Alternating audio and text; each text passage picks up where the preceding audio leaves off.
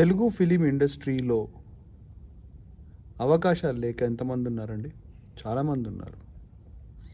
Telugu film ఇండస్ట్రీలో permanent solution, ఒక జీవనాధారం ప్రతి ఆర్టిస్ట్‌కి ఉందా ఈరోజు?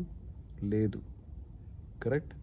నేను ఎందుకు ఇది ప్రస్తావిస్తున్నానంటే, మన మెగా ఫ్యామిలీ గురించి మాట్లాడితే మిస్టర్ పవన్ కళ్యాణ్, నాగబాబు, చిరంజీవి గారి గురించి తీసుకుంటే, నేను ఎందుకు తీసుకుంటున్నా అంటే వాళ్ళ మీద ఏదో పర్సనల్ ఇదని కాదు.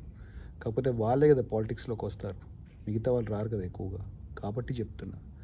వీళ్ళు ముగ్గురు, ఈ ఫ్యామిలీ 40-50 ఏళ్ళ నుంచి ఉంటూ మరి సొంత ఇండస్ట్రీలోనే zero unemployment plus 100% permanent solution ఇచ్చారా? ఇవ్వలే కదా. పెత్తందారం చేస్తారు కదా. ఇండస్ట్రీకి పెద్ద, మా దాంట్లో ప్రకాష్ రాజ్ని పెట్టి నడిపించారు స్టోరీస్, ఇవన్నీ చేశారు. నా పాయింట్ ఏంటంటే, అన్ని ఇయర్స్ ఇండస్ట్రీలో ఉండి అంతంత డబ్బులు సంపాదించుకొని పర్సనల్గా వాళ్ళే సొంత ఇండస్ట్రీ వాళ్ళకి ఒక ఎంప్లాయ్మెంట్ ఇవ్వలేకపోతున్నారు. కరెక్ట్? ఎంతోమంది దీనస్థితిలో ఉన్నారు.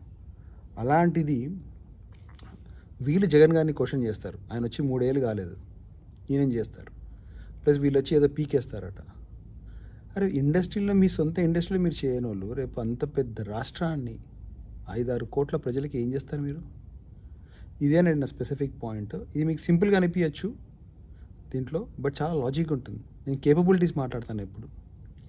రైట్? 53 ఏళ్ళ పవన్ కళ్యాణ్ 30 ఏళ్ళు ఇండస్ట్రీలో ఉండి ఏమి చేయని మనిషి సడన్గా సీఎం అయిపోతాడంట. ఎమ్మెల్యే అవన్నీ కాకుండా సీఎం అయిపోయి దేశాన్ని ఉద్ధరించేస్తాడు, రాష్ట్రాన్ని ఉద్ధరిస్తాడట.